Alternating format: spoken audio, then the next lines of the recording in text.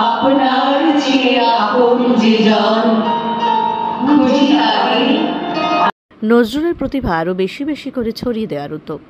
বিদ্রোহী কবি, সাম্যের কবি কাজী নজরুল ইসলামের জন্মদিনকে সামনে রেখে 23শে মে শুক্রবার শিলিগুড়ি দীনবন্ধু মঞ্চে ধূমকেতু আন্তর্জাতিক নজরুল একাডেমি নজরুল সাংস্কৃতিক সন্ধ্যার আয়োজন করে।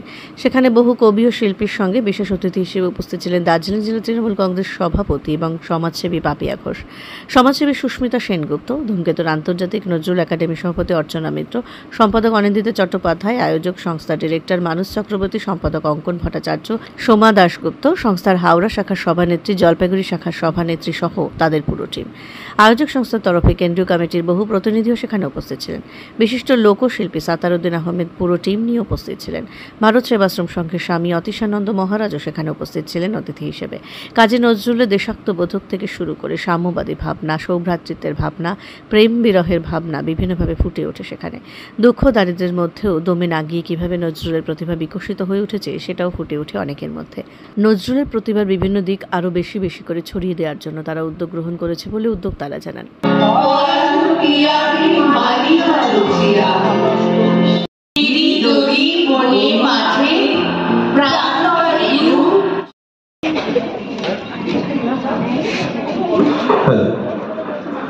নমস্কার সকলকে। নজরুল ধূমকেতুর সামান্য একটু পরিচিতি এবং আগামী পরিকল্পনা নিয়ে আমাদের কেন্দ্রীয় কমিটির সদস্যদের কাছে একটু জানতে চাইব, কারণ শিলিগুড়িবাসীরও জানা প্রয়োজন ধূমকেতু আন্তর্জাতিক নজরুল একাডেমি আগামীতে কি করতে চলেছে। আমি প্রথমেই চেয়ারপারসন সোমা দাশগুপ্তকে অনুরোধ করব। আমার মনে হয় মানস চক্রবর্তী ডিরেক্টর আপনি প্রথমে বলেননি, খুব ভালো হয়। হ্যাঁ, ভালো করে আপনি বিস্তারিত সুন্দর করে বলতে পারবেন।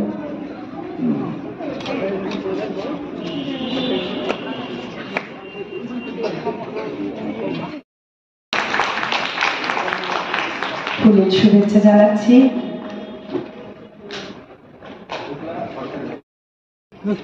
এবারে অনিন্দিতা চ্যাটার্জিকে ডেকে নিচ্ছি, আমাদের সম্পাদিকা।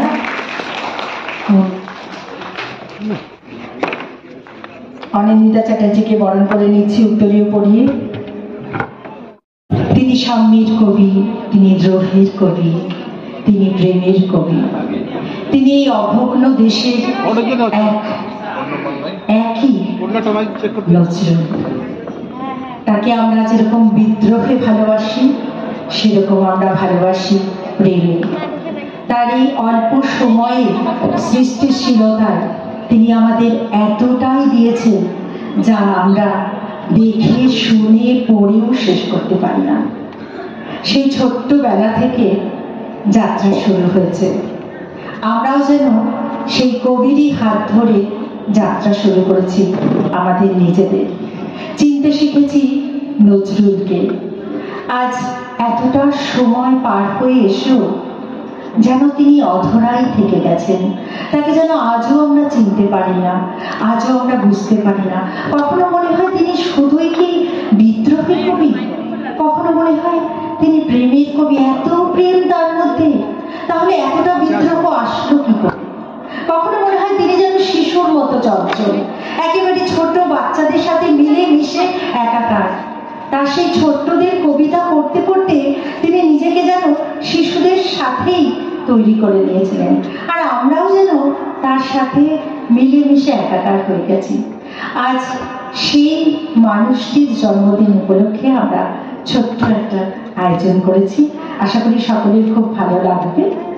আর আমাদের এই ধূমকেতুর সম্পর্কে আসছে বলতে অর্পিতা চক্রবর্তী।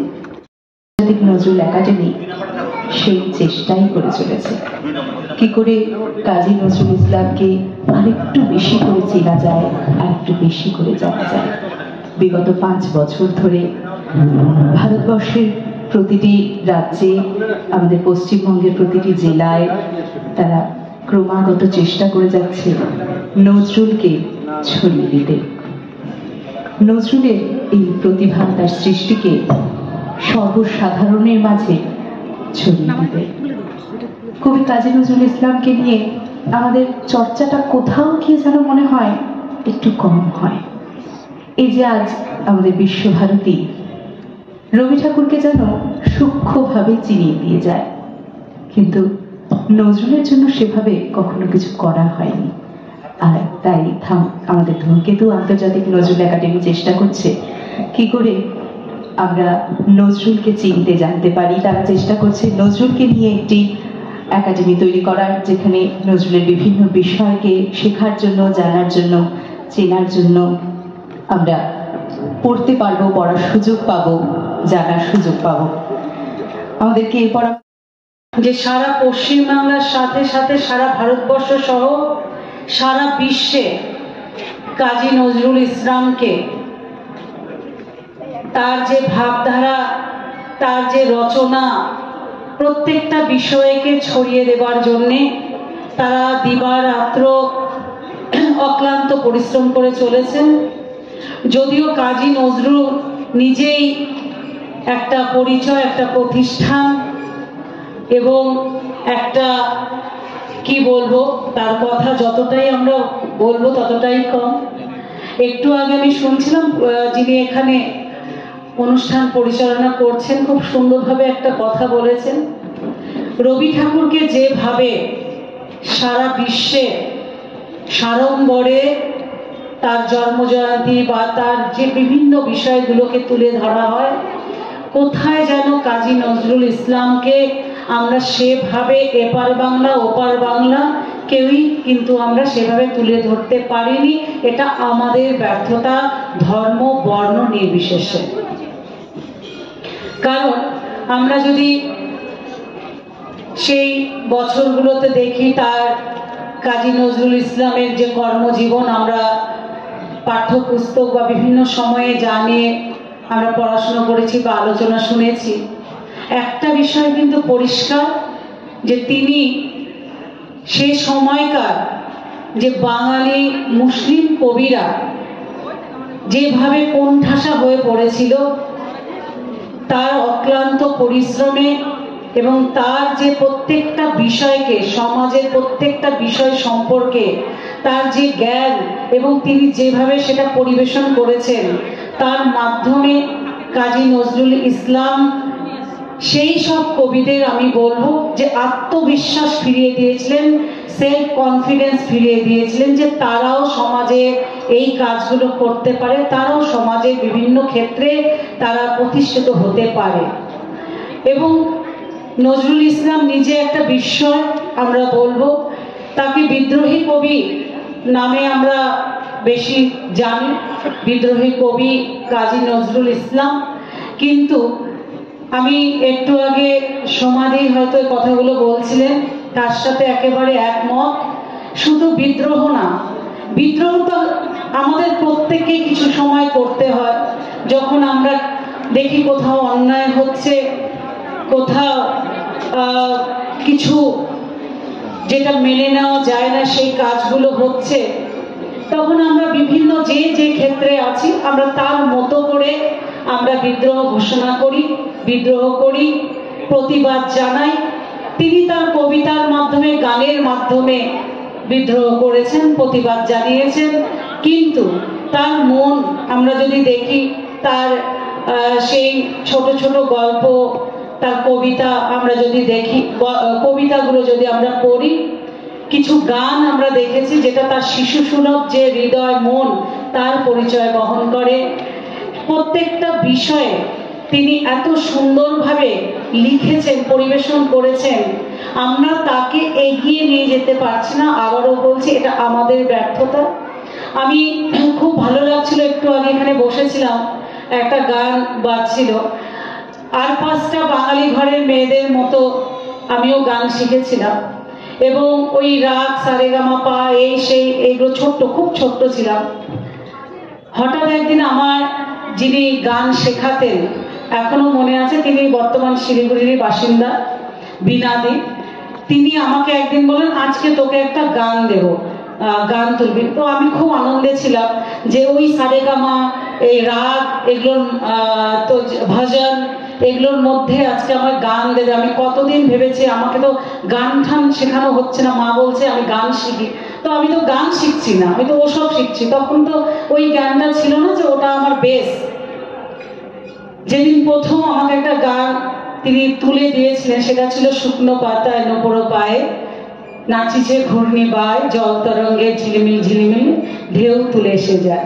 তো আজকে একটু আগে এখানে বসে আমি এই গানটা শুনছিলাম, সত্যি আমার খুব ভালো লাগলো, আর সেই দিনটার কথা মনে পড়লো, এবং আমার কেন যেন আজকের সাথে আমি খুব কানেক্ট করতে পারলাম।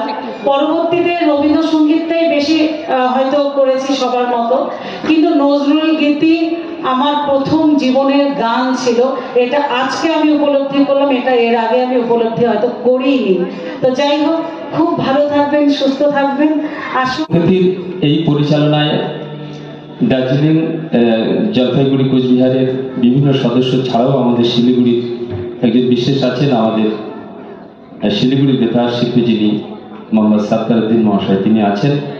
এছাড়াও অন্যান্য শিল্পীরাও আছেন। তো আজকের এই কবির সন্ধ্যায় কিছুক্ষণ পরেই সঙ্গীত পরিবেশিত হবে, আমরা শুনব।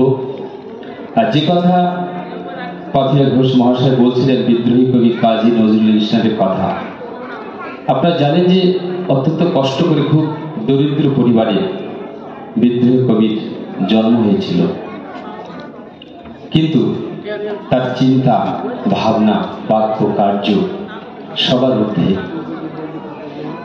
তিনি শুধু একটা ধর্মের মধ্যে তিনি সীমাবদ্ধ ছিলেন না, তার মন প্রাণকে তিনি বিলিয়ে দিয়েছিলেন মানুষের সেবায়। তার গানের মাধ্যমে, তার কবিতার মাধ্যমে, নাটক, কি বলবেন তাকে একাধারে, তার কথা বলে শেষ করা যাবে না।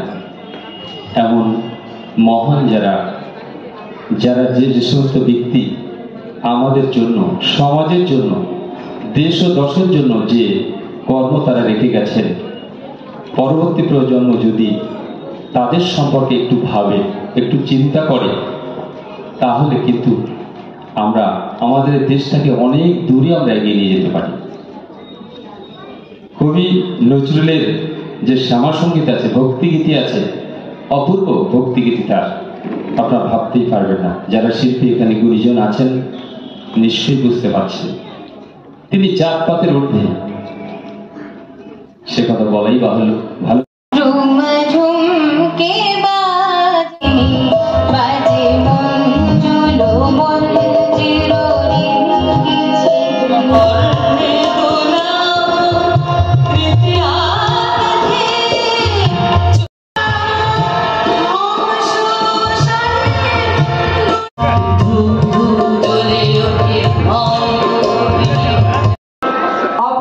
ছিল তার প্রাণ শক্তিবাদী কণ্ঠ।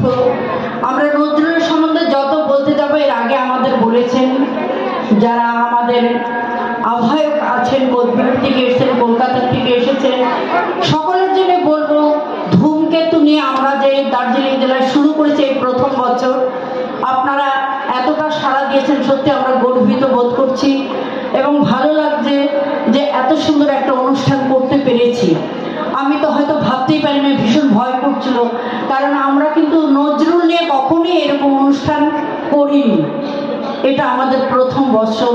আপনাদের হাত আমাদের মাথায় থাকলে আমরা ধূমকেতুকে অনেকটা দূর নিয়ে যাব। আর ধূমকেতু শুধু আমার আপনার নয়, সারা বিশ্বে। রবীন্দ্রনাথের পরেই কিন্তু আমাদের নজরুল ইসলাম। আমরা যে প্রথম গানটা গাইব, কাজী সাহেব শুধু বিদ্রোহী গান, নজরুলগীতি গান এইগুলো লিখে যাননি, উনি লিখেছেন ভাওয়াইয়া গান। আমরা আজকে তুলে যাচ্ছি বাউল এবং কাজী নজরুল ইসলাম। যেমন বাউল এবং রবীন্দ্র